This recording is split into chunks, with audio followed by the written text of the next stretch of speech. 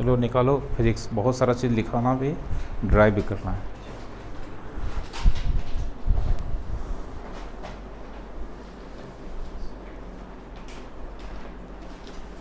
Drift velocity,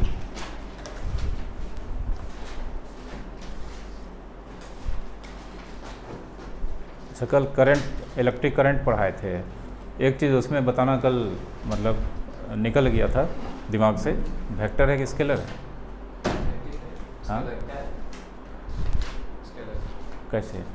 direction नहीं depend करता। हाँ स्केलर है, ठीक ना, ठीक है। जैसे वायर में करंट फ्लो करता है तो डायरेक्शन भी रहता है, ठीक ना। तो वेक्टर होने के लिए मैग्नीट्यूड और डायरेक्शन ही नहीं होना चाहिए, वेक्टर के एडिशन लॉ को फॉलो करना चाहिए, वो नहीं करता है, ठीक ना। तो एक तरह से देखा जाए हम लोगों के सिलेबस में सिर्फ वेक्टर स्केलर है, आगे चल के एक और क्वांटिटी होता है टेंसर, इलेक्ट्रिक करंट टेंसर है, ठीक ना। टेंसर सिलेबस में नहीं है तो इसलिए यहाँ पे वेक्टर नहीं है, तो क्या होगा, स्केलर हो जाएगा, ठीक है। जैसे मान लो यहाँ पे ये करंट, इस पॉइंट पे इधर से एक करंट आया I1 2 एम्पियर, इधर से I2 3 एम्पियर, और ये दोनों के बीच का एंगल है कितना डिग्री, 30 डिग्री। तो वेक्टर में लगाएंगे तो जानते हैं दोनों वेक्टर के बीच का एंगल कितना है, 30 डिग्री। जबकि ये दोनों मिलके इधर निकल जाएगा तो सीधा करंट हो जाएगा I 2 और 3 कितना, 5 एम्पियर। लेकिन अगर वेक्टर होता तो रिजल्टेंट ये स्क्वायर प्लस 2 इंटू ये इंटू कॉस 30 डिग्री ये होता, इतना नहीं हो पाता, ठीक ना। तो एक चीज़ लिख लो, vector sorry electric current is scalar quantity, कहीं पे लिख लो,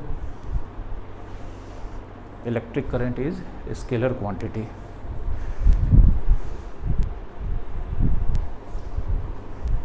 ब्रैकेट में लिख लो टेंसर, जब कभी यूज़ होगा तो, हालांकि यूज़ कभी नहीं होगा, टेंसर है ही नहीं सिलेबस में। Tensor TENSOR, tensor.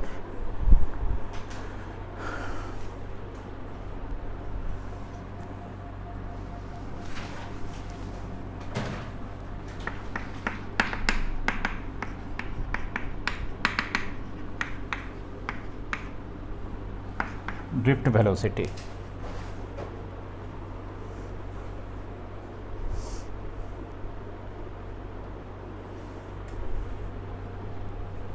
सबसे पहले ये डायग्राम बनाओ, लिखाएंगे, धीरे धीरे करके वहाँ पहुँचेंगे तभी समझ में आएगा।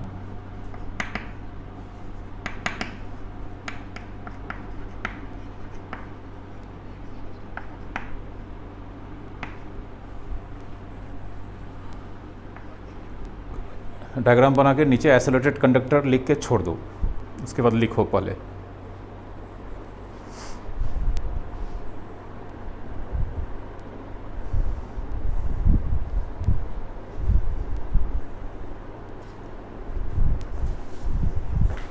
जब एक आइसोलेटेड कंडक्टर, अच्छा लिखो पहले,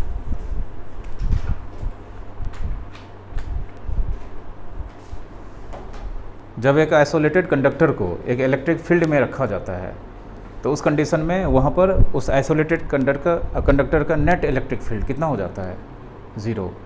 क्यों? क्योंकि वहाँ पर अपने आप एक self induced electric field generate हो जाता है जो एक्सटर्नल इलेक्ट्रिक फील्ड को कैंसिल कर देता है। तो इस तरह से नेट 0 हो जाता है। तो लिखो whenever an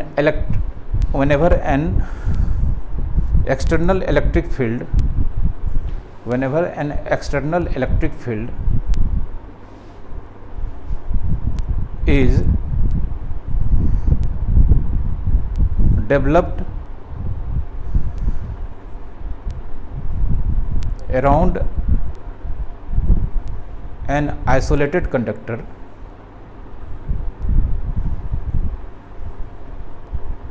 then an induced electric field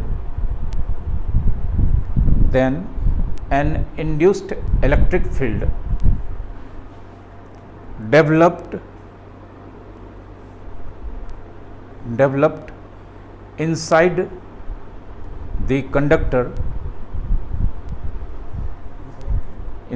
the conductor due to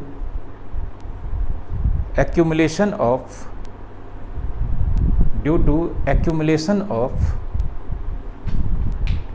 charge at the end of conductor, at the end of conductor, full stop. This, हाँ उसी में लिखो ना, this induced electric field is always equal and opposite,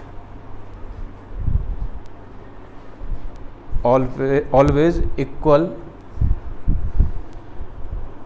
in magnitude, equal in magnitude but equal and opposite काट के लिखो, equal in magnitude, equal in magnitude but opposite in direction, but opposite in direction of the external electric field, of this external electric field, या of the external electric field, full stop. Due to this या due to it, जो भी लिखो, due to this the net electric field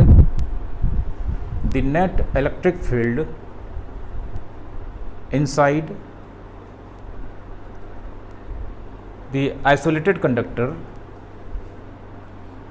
net electric field inside the isolated conductor is 0.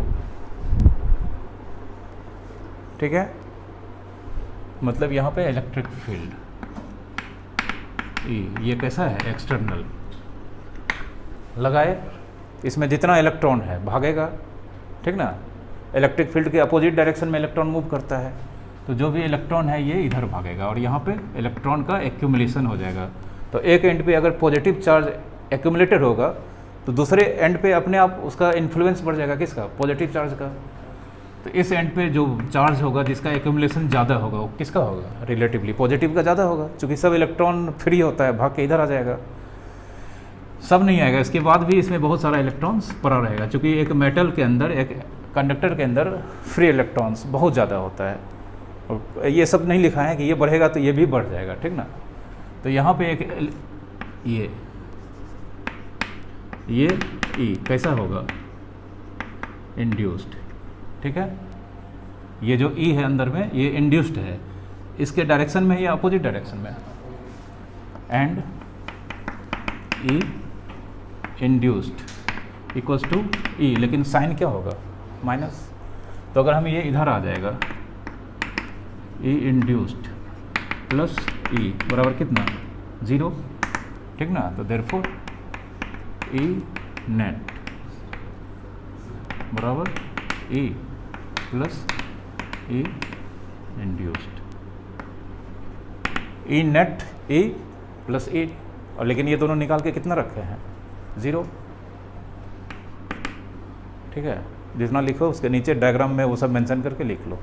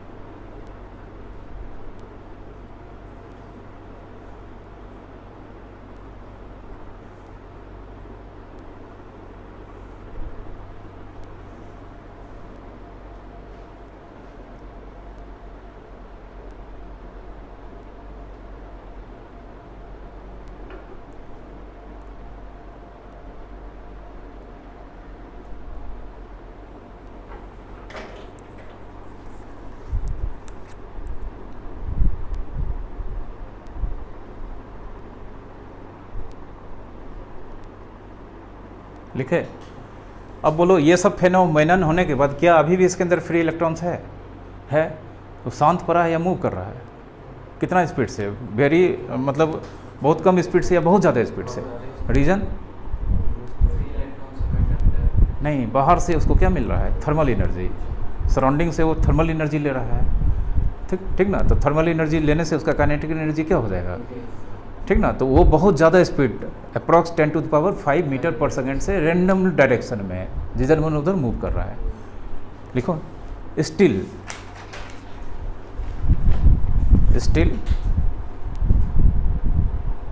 the free electrons inside the isolated conductor, the free electrons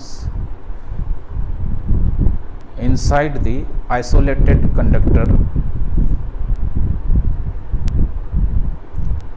moves randomly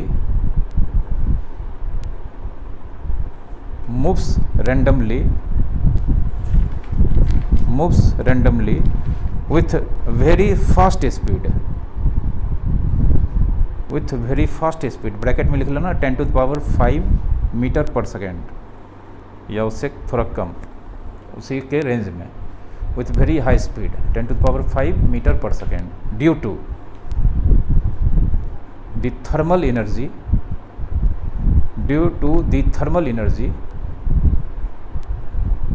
absorbed from the surrounding,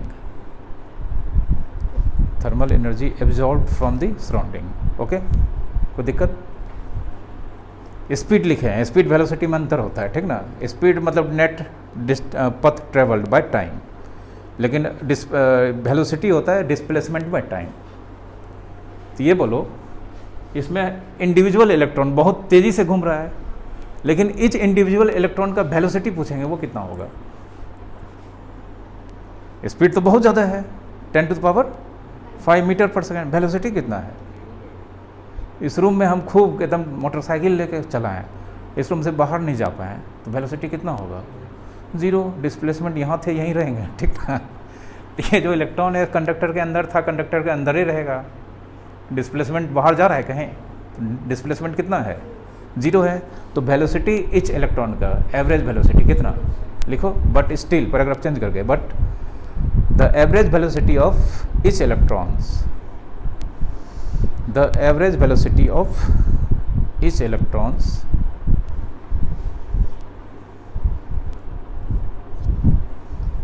is 0। ठीक है, reason समझा दिए हैं, कोई दिक्कत? अब also the average velocity of all the electrons, the average velocity of all the electrons,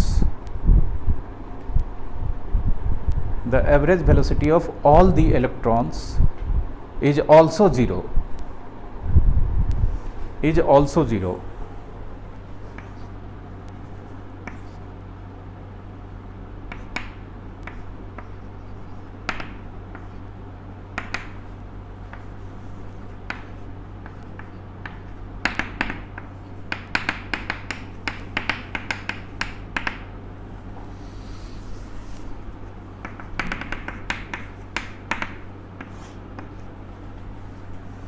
average velocity of all electron कितना? 0। और average velocity of all electron कैसे निकालते हैं? हर एक इलेक्ट्रॉन का, इंडिविजुअल इलेक्ट्रॉन का वेलोसिटी, पहला इलेक्ट्रॉन है वेलोसिटी क्या मान लिए? u1, दूसरे का u2, n इलेक्ट्रॉन है, सबको जोड़ के बाय एवरेज ऐसे निकालते हैं, n कितना होगा? 0, क्योंकि सबको तो 0 ही है ना, समझ रहे हो ना। और ये एवरेज वेलोसिटी 0 इसलिए होगा, अगर 0 नहीं होगा तो करंट फ्लो करने लगेगा। इलेक्ट्रॉन का वेलोसिटी अगर आ गया कुछ, तो इलेक्ट्रॉन मूव कर रहा है, इलेक्ट्रॉन मूव कर रहा है मतलब वहाँ पे क्या है? करंट है। इसको छुएंगे तो क्या लग जाएगा? लेकिन लगेगा। आइसोलेटेड कोई तार है, ऐसे छू लेंगे तो करंट लगता है? नहीं लगता है। रीज़न, एवरेज वेलोसिटी इलेक्ट्रॉन सबका कितना होता है? 0 होता है। ठीक है, लिखो, ये याद रखना है, लिखो।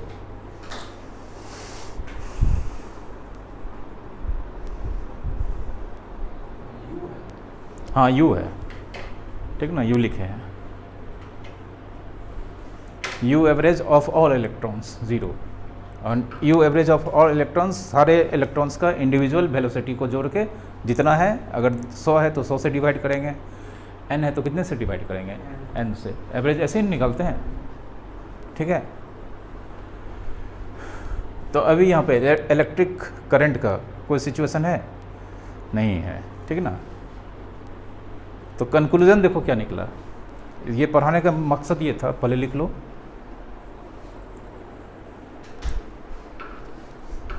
ये पढ़ाना, ये लिख दिए पहले ही, ठीक ना। ये होता है, ये आगे चल के यूज़ करेंगे। तो ये पढ़ाने का मकसद ये हो गया कि कोई भी आइसोलेटेड कंडक्टर का अगर ई नेट कितना है 0, तो वहाँ पे आई नहीं होगा, किसी भी तरह का करंट नहीं होगा। अगर ये होगा तो वहाँ पे करंट देखने को मिलेगा, ठीक ना।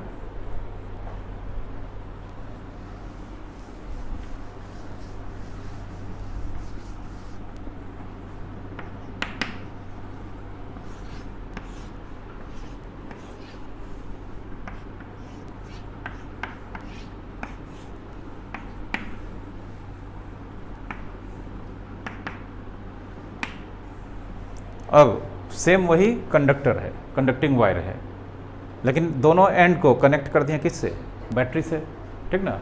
तो बैटरी से कनेक्ट कर दिए तो ये हायर पोटेंशियल पॉजिटिव टर्मिनल माना जाता है, लोअर पोटेंशियल नेगेटिव। तो इस कंडक्टर के इस एंड पे कौन सा चार्ज एक्यूमुलेटेड है, पॉजिटिव। इधर कौन सा है, इलेक्ट्रिक फील्ड जनरेट होगा।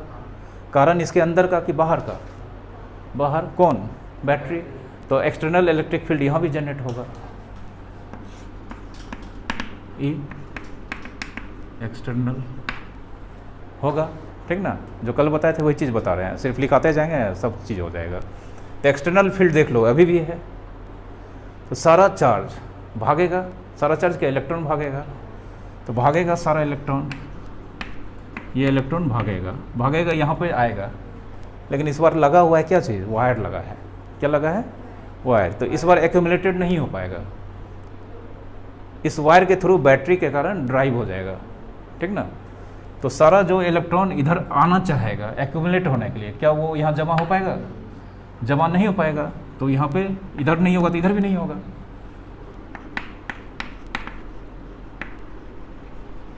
एक्यूमुलेटेड चार्ज कितना, 0, ठीक है। तो एक्यूमुलेटेड चार्ज जब होगा ही नहीं तो अंदर का जो ई इंड्यूस्ड है वो डेवलप होगा, चार्ज यहाँ पे जमा होगा, यहाँ जमा होगा, तब ना अंदर का इलेक्ट्रिक फील्ड जनरेट होगा। तब चार्ज ही नहीं जमा होगा तो इलेक्ट्रिक फील्ड जमा होगा, बोलो। हेंस ई इंड्यूस्ड कितना, 0, कोई दिक्कत। तो therefore E net, E plus ई इंड्यूस्ड, ई प्लस ई इंड्यूस्ड, लेकिन ये कितना है, 0। तो इस बार नेट है, पिछला केस में पढ़े थे नेट 0 था, चार्ज फ्लो नहीं कर रहा था।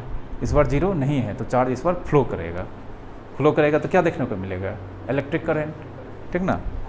तो ई नेट है, हेंस चार्ज क्या करेगा, मूव्स करेगा, करेगा ना, ठीक है। चलो डायग्राम पहले बनाओ, सब चीज़ लिखाते हैं, फिर इसमें ड्रिफ्ट वेलोसिटी का बात बता देंगे।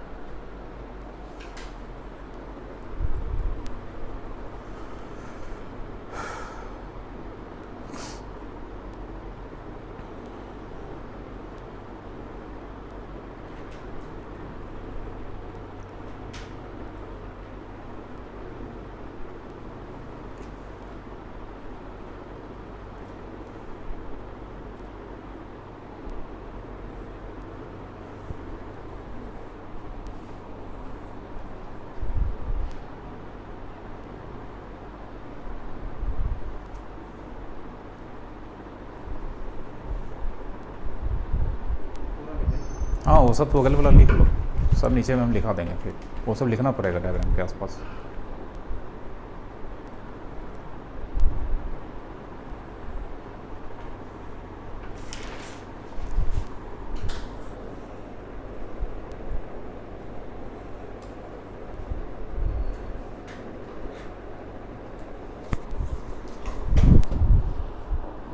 लिखो now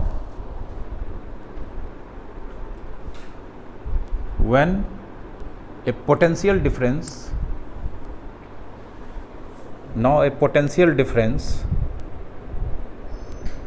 is developed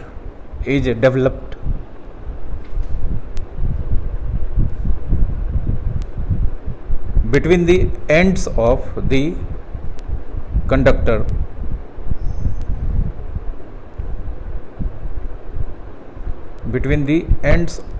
conductor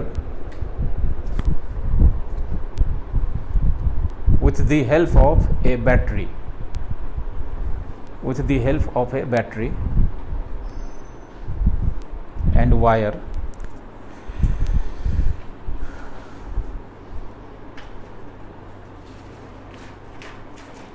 an external electric field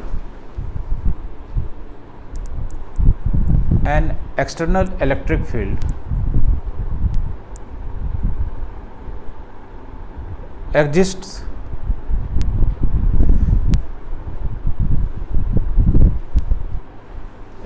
around the conductor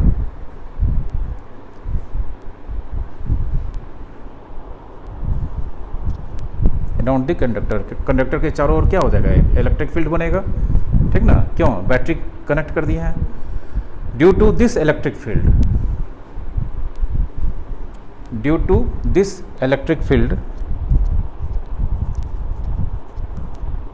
the free electrons inside the conductor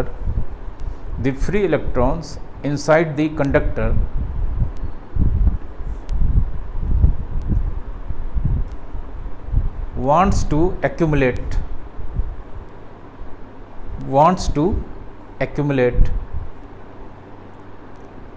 at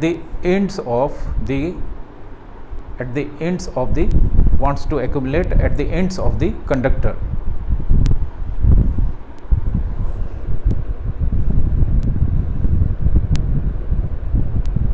but the battery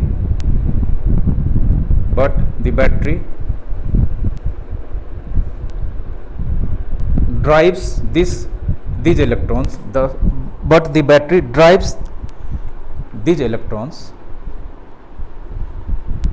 through the external wire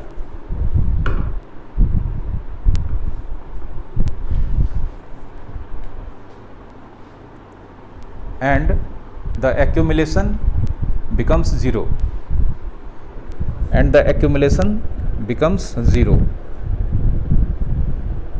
accumulation क्या हो जाएगा, एंड पे जीरो हो जाएगा।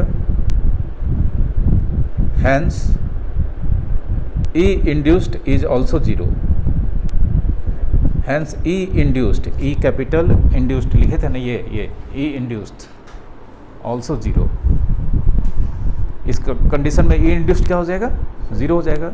And E net equals to E, bracket में लिख लो external, ई के बगल में एक्सटर्नल इलेक्ट्रिक फील्ड। ठीक है, इतना बात समझ गए हो। तो now for an electron E F, अब ई बराबर एफ बाई क्यू पढ़ाए हैं पहला चैप्टर में। ई बराबर एफ बाई क्यू। यहाँ चार्ज के तौर पे कौन है, फ्री चार्ज, इलेक्ट्रॉन। यहाँ पे जमा नहीं हो रहा है, भाग रहा है।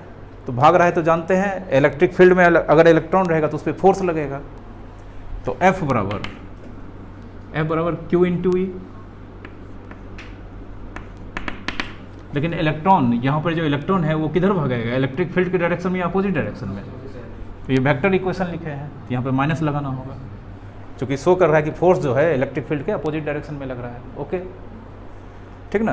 तो एक फोर्स लगेगा, फोर्स लगेगा तो इलेक्ट्रॉन के पास जानते हैं किसी भी पार्टिकल जिसके पास मास होता है अगर फोर्स लगाते हैं तो उसमें एक्सेलरेशन देखने को मिलता है।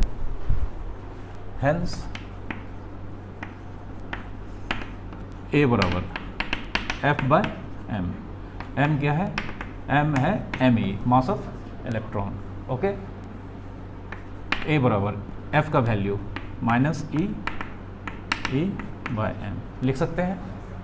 Therefore electrons accelerated, electrons accelerated, electron जो होगा इसके अंदर उसका मोशन कैसा होगा? एक्सेलरेटेड होगा। लिखो, अब इसको देखो लॉजिकली दिखाएंगे कि एक्सेलरेटेड नहीं होता है।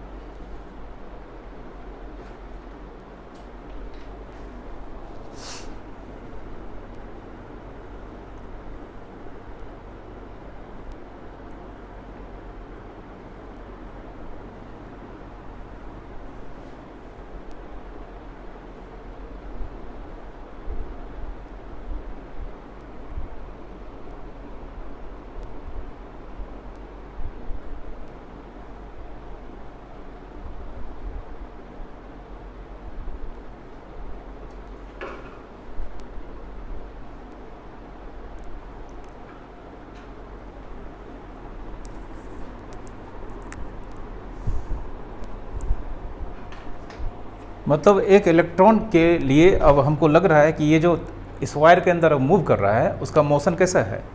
एक्सेलरेटेड है। लेकिन क्या इसके अंदर सिर्फ इलेक्ट्रॉन्स ही है? जिस एटम से इलेक्ट्रॉन निकला है उसके अलावा वो जो एटम रेस्ट होगा बचा हुआ वो कैसा होगा? पॉजिटिवली चार्ज, जिसको बोलते हैं कर्नल एटम। क्या बोलते हैं? Kernel atom. इलेक्ट्रॉन के कंपेयर में उसका मास और साइज सब बड़ा होगा, ठीक ना। अब मान लो रूम में एक धूल है, डस्ट का पार्टिकल है और ये चौक से टकराएगा, क्या चौक को हिला पाएगा? लेकिन ये रिबाउंड हो जाएगा बहुत तेज़ी से। तो इसके अंदर बहुत सारा कर्नल पार्टिकल्स है जो साइज़ और शेप और मास सब में इलेक्ट्रॉन से बहुत ज़्यादा बड़ा है। और एक इलेक्ट्रॉन जिसके पास पहले से 10⁵ मीटर पर सेकेंड का स्पीड था, अब एक्सेलरेशन भी मिल गया है तो और स्पीड मारेगा। लेकिन सामने में कौन होगा? कितना? 1 2 या इन्फिनाइट भरा होगा, सबसे टक्कर होगा। तो अगर मान लो इससे टक्कर हुआ, यहाँ पे आ गया, इससे टक्कर होगा नीचे, फिर सामने से टक्कर होगा, फिर इधर आएगा, तो अल्टीमेटली तो ये यहीं घूमते रहेगा ना। लेकिन इस रूम में मान लो कुछ ऐसा चीज़ है कि कोई चीज़ टकरा के रूम में रहेगा, लेकिन कुछ ऐसा है कि जो चाहता है कि इस रूम के पार्टिकल को इधर से उधर ले जाए, जो यहाँ पे चाह रहा है कि इलेक्ट्रॉन को इससे बाहर निकालें, और तार भी लगा है। तो अल्टीमेटली कर्नल एटम्स के कारण जो टक्कर हो रहा है, इलेक्ट्रॉन तो उलझ के रह गया, लेकिन अल्टीमेटली जो एक्सटर्नल इलेक्ट्रिक फील्ड है वो भी तो कुछ कहेगा कि नहीं थोड़ा सा बाबू आगे बढ़ जाओ। तो अल्टीमेटली वो क्या होगा? टक्कर मारते उड़ते उड़ते थोड़ा सा यहाँ है, लास्ट में आके वो यहाँ आ जाएगा, फिर स्टार्ट करेगा वही पैटर्न करते करते फिर यहाँ आ जाएगा। क्योंकि ये काम कौन कर रहा है? Electric field. इधर नहीं जाएगा कभी, इधर कभी जाएगा, क्योंकि ये टक्कर तो हो रहा है, लेकिन इलेक्ट्रिक फील्ड बोल रहा है बाबू तुमको हम इधर हैं, तुमको इधर जाना ही पड़ेगा। तुम भले टक्कर हो जाओ, लेकिन अल्टीमेटली तुम जहाँ से चलना स्टार्ट किए थे, अल्टीमेटली तुमको थोड़ा सा इससे आगे बढ़ना पड़ेगा, ठीक ना। भले पूरा दुनिया घूम के आ जाए, लेकिन अल्टीमेटली ये यहाँ आएगा, फिर वही एक शुरुआत करेगा, फिर यहाँ आएगा। तो इस तरह से ये क्या लग रहा है? खिसक रहा है इलेक्ट्रॉन। क्या लग रहा है? पहले इतना सा खिसका, फिर अगला स्टेप में फिर इतना सा खिसका। तो ये खिसकने का पैटर्न कैसा है? यूनिफॉर्म कि नॉन यूनिफॉर्म? यूनिफॉर्म। तो जो हमको ऐसा लग रहा है कि एक्सेलरेटेड मोशन है, लेकिन एक्चुअल जो कोलाइड होता है किसके कारण? इलेक्ट्रॉन का कोलाइजन होता है किसके कारण? कर्नल एटम्स के कारण। तो उस कर्नल एटम्स के कारण जो इलेक्ट्रॉन का मूवमेंट है होता है बार बार जीरो हो जाता है। क्या हो जाता है? किसी चीज़ से टक्कर मारेंगे तो वेलोसिटी का डायरेक्शन चेंज होगा, तो वहाँ पे तो जीरो होगा, फिर टक्कर मारेंगे फिर जीरो होगा, फिर बढ़ेगा, ये चलता रहेगा। लेकिन अल्टीमेटली इलेक्ट्रिक फील्ड के इन्फ्लुएंस के कारण थोड़ा सा वो अपने प्लेस से ड्रिफ्ट हो जाएगा फॉरवर्ड। किधर हो जाएगा? फॉरवर्ड। इस तरह से जो उसके पास एक पैटर्न होगा चलने का, वो एक यूनिफॉर्म वेलोसिटी का पैटर्न होगा। इसी यूनिफॉर्म वेलोसिटी के पैटर्न को क्या बोलते हैं? ड्रिफ्ट वेलोसिटी, ठीक ना। तो अब एंट्री हो जाता है किसका, कर्नल एटम्स। लिखो सबसे पहले कर्नल एटम्स, कर्नल एटम्स हमेशा कैसा होगा, पॉजिटिवली चार्ज एटम होगा, नहीं। कर्नल एटम्स लिखो, these are positively charge atoms, these are positively charged atoms. Whenever electrons are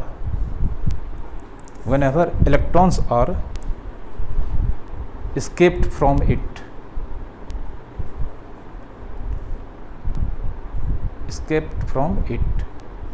electrons are escaped, escaped, escaped from it.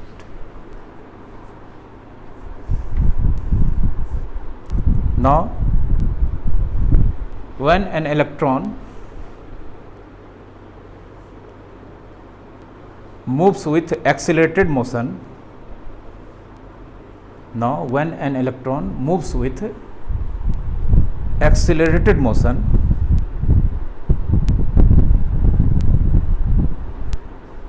it continuously collides with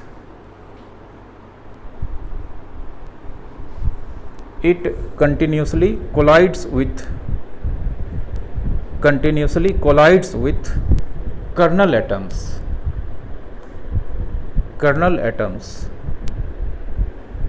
present in the conductor.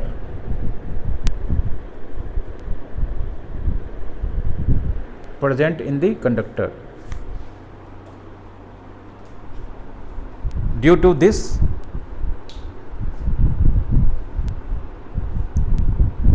it stops several times.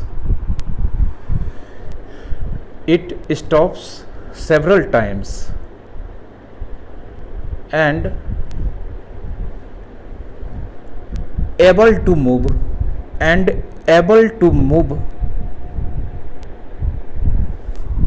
ultimately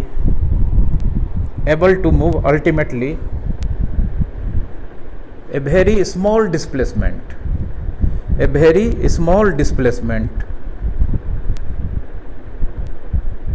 due to the influence of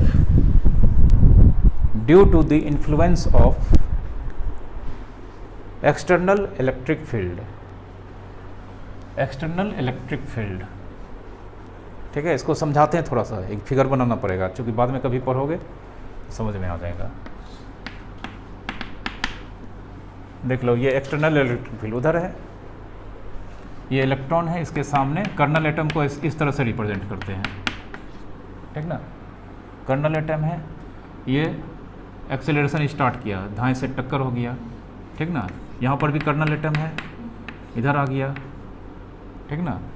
फिर इससे टक्कर होने के बाद यहाँ पे colonel atom है, इधर आ गया,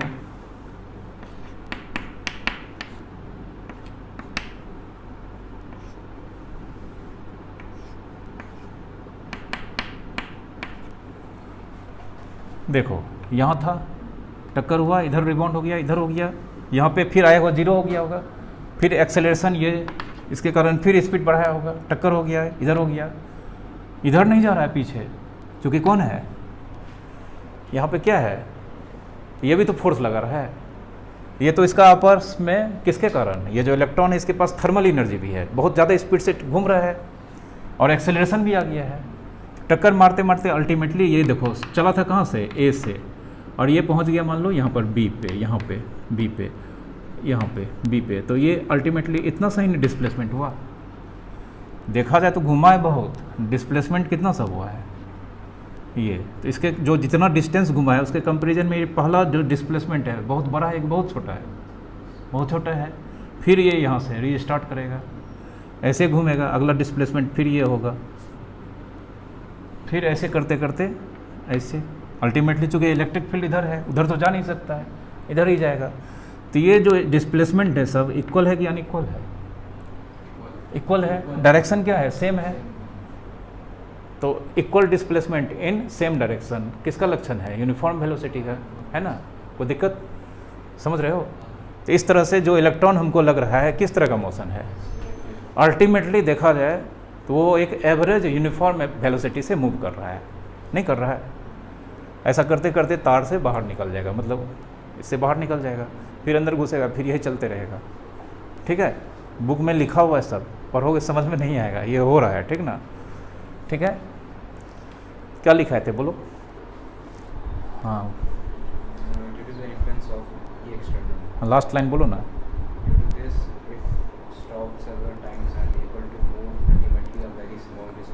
हाँ ठीक है, हाँ देखो, this equal displacement, due to this equal displacement, due to this equal displacement in same direction, due to this equal displacement in same direction, it due to this equal displacement in same direction, it seems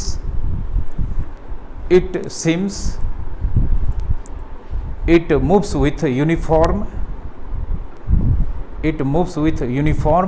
average velocity, uniform average velocity called drift velocity, called drift velocity।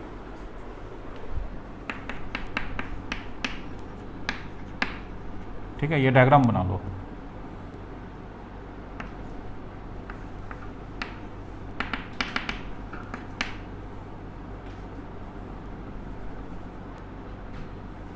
ठीक है, several times collision हुआ, ए से B तक पहुंच गया, फिर होते रहते इसी तरह से चलेगा।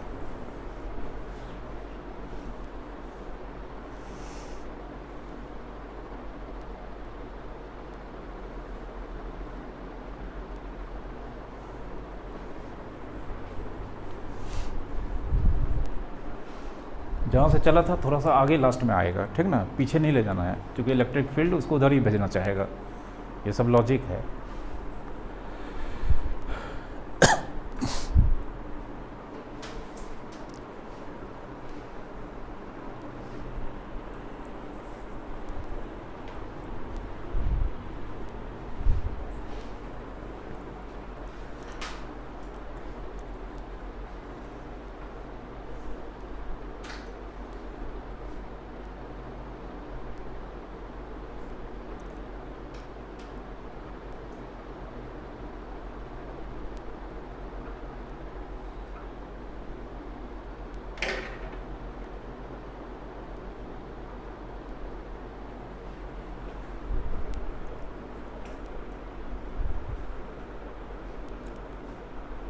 लिखे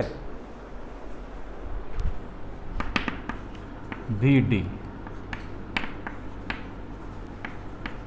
average drift velocity of all electrons. ये जो वी डी है, ये सारा इलेक्ट्रॉन्स का एवरेज ड्रिफ्ट वेलोसिटी है। सबका एवरेज वेलोसिटी जोड़ के उतना से डिवाइड कर देंगे, उसके वैल्यू को रिप्रेजेंट कर रहा है। ये लिखो, अब इसको कैलकुलेट कर लेंगे तुरंत अभी। Average drift velocity of all electrons. ये फिगर बनाया हो ना, यहाँ पर ये मेंशन कर देना। तो ये ड्रिफ्ट डिस्प्लेसमेंट, ये जो डिस्प्लेसमेंट यहाँ पे है, इसको ड्रिफ्ट डिस्प्लेसमेंट बोलते हैं। ए से बी तक जो गया, ड्रिफ्ट किया। ठीक ना, ड्रिफ्ट मतलब होता है खिसकना।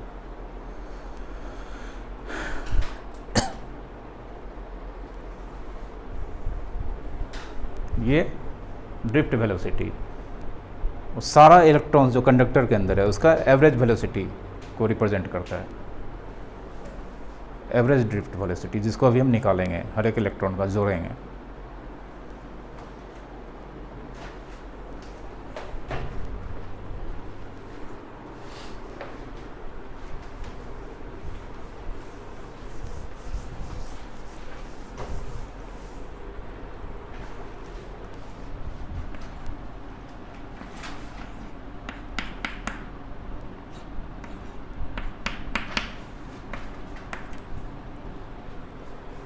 दो टर्म समझाने जा रहे हैं। ठीक ना,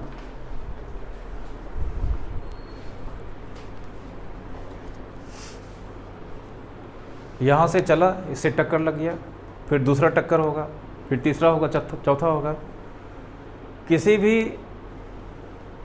टक्कर में कुछ ना कुछ टाइम लगेगा, मतलब जैसे यहाँ टक्कर हुआ, इसके बाद नेक्स्ट टक्कर होगा, तो इस नेक्स्ट टक्कर होने के बीच कुछ ना कुछ टाइम का गैप होगा। इसको बोलते हैं रिलैक्सेशन टाइम। क्या बोलते हैं? इतना देर रिलैक्स करो, फिर तो टक्कर होना ही है, ठीक ना।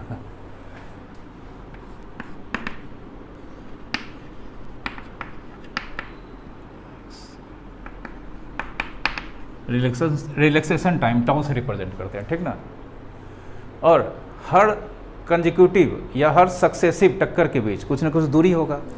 जैसे पहला टक्कर हो गया, दूसरा टक्कर के बीच ये दूरी हो गया, ठीक ना। अगला टक्कर होगा तो उसके बीच भी कुछ ना कुछ डिस्टेंस होगा, ठीक ना। उसको बोलते हैं फ्री डिस्टेंस। क्या बोलते हैं?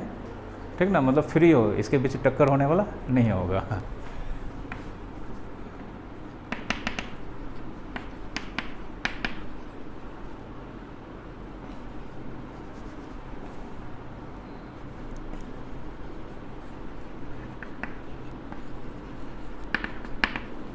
Time between two consecutive collision. एक कोलाइजन यहाँ हुआ है, दूसरा यहाँ होगा, तो इसके बीच जो टाइम होगा उसको क्या बोलेंगे?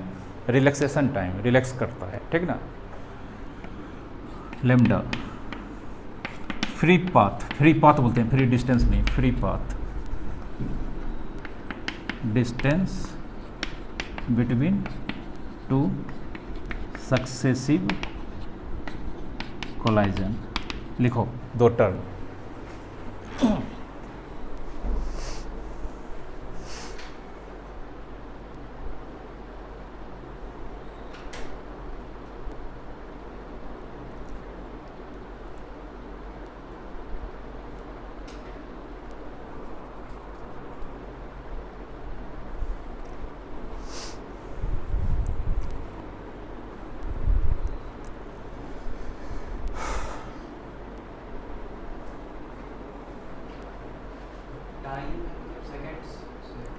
हाँ, सेकंड होगा, लेकिन उसको रिप्रेजेंट किया जाता है टॉ से, ठीक ना।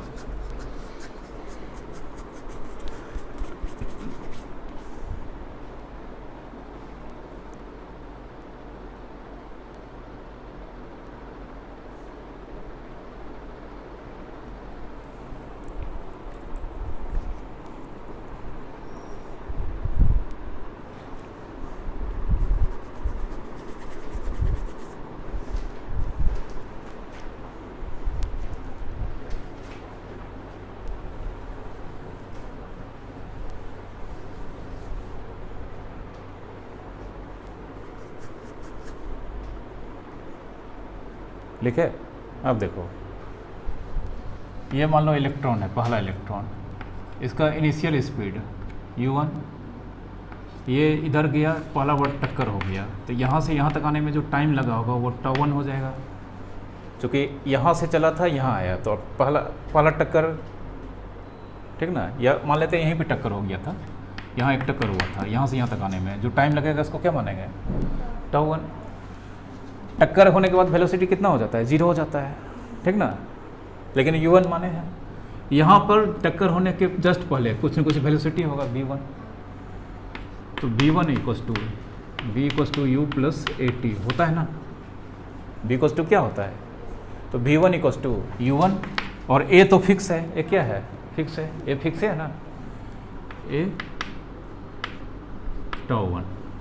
कोई दिक्कत? ऑल्सो दूसरा इलेक्ट्रॉन का v2 u2 plus a τ2, v3 u3 plus a τ3 लिखेंगे। ऐसे करते करते n इलेक्ट्रॉन्स है, तो therefore vn un plus a τn लिखो। तो ये फिगर लिख लेना।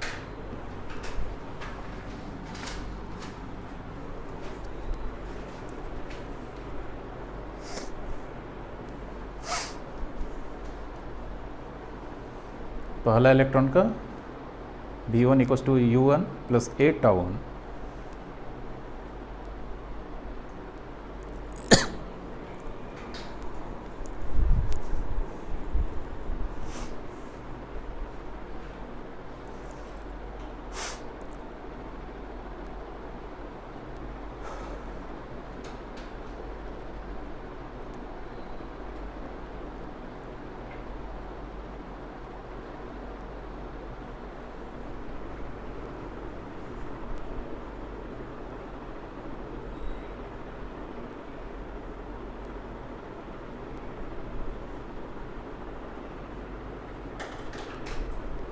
ठीक है।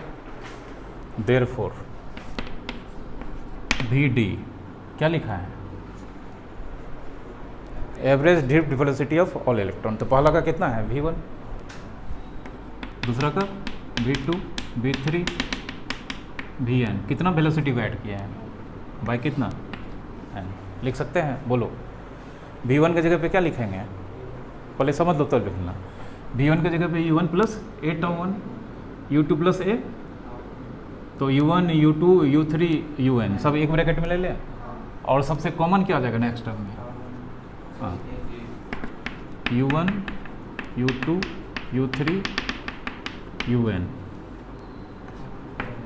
इसको मिटाते हैं तो प्लस सबसे कॉमन क्या रहा है, a τ1 τ2 τ3 प्लस τn, अब बाई कितना लिख सकते हैं।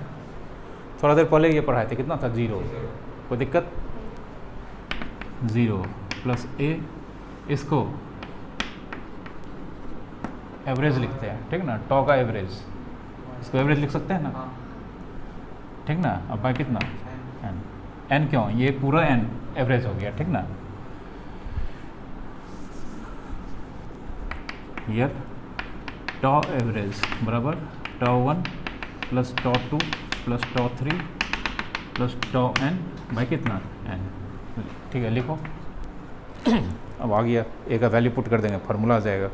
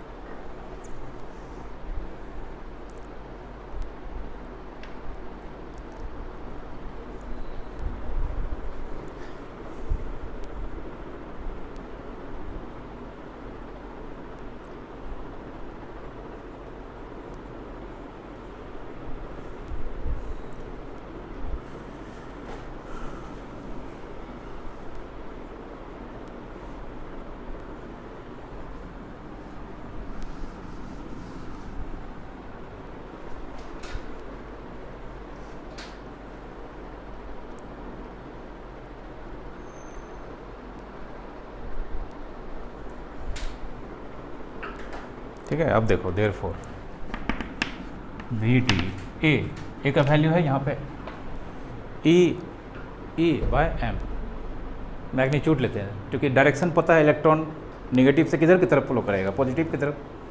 डायरेक्शन तो दिख ही रहा था ना, निगेटिव से किधर की तरफ, इलेक्ट्रिक फील्ड का अपोजिट फ्लो करेगा, तो हमको सिर्फ मैग्नीट्यूड से काम है। तो ए का वैल्यू कितना, ई बाय कितना एम,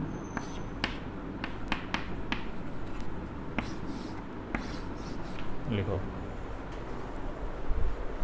ये मेन फार्मूला इसका मिल गया। अभी 2-3 फार्मूला और है, एक होगा तुम्हारा इसके टर्म में, पोटेंशियल के टर्म में, एक हो जाएगा करंट के टर्म में, वो कल बता देंगे, वो सब छोटा छोटा है। मेन फार्मूला यही हो गया,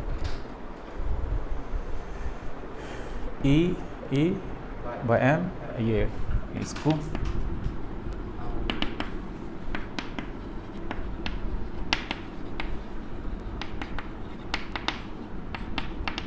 इसको एवरेज रिलैक्सेशन टाइम बोलते हैं, ठीक ना।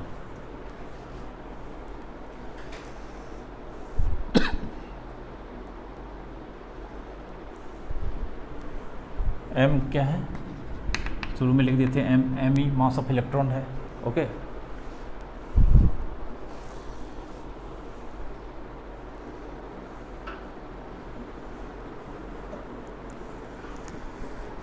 तो ये स्टोरी था ड्रिफ्ट वेलोसिटी का। अच्छा स्टोरी था कि खराब था, अच्छा था कि खराब था, अच्छा नहीं था ना।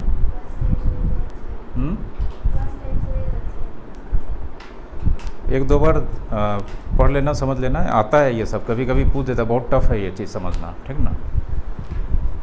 इसके बाद तो फिर कुछ है ही नहीं चैप्टर में, सब रेजिस्टेंस का खेल है, ठीक ना। थोड़ा विटो स्टोन ब्रिज आएगा, न्यूमेरिकल अच्छा मिलेगा, लेकिन ड्रिफ्ट वेलोसिटी समझना बहुत इम्पोर्टेंट था। हाँ आता है, हाँ इसका फार्मूला डिराइव करने आता है, ठीक ना। अब अभी का सिलेबस हमको देखना पड़ेगा, लेकिन इसका आता है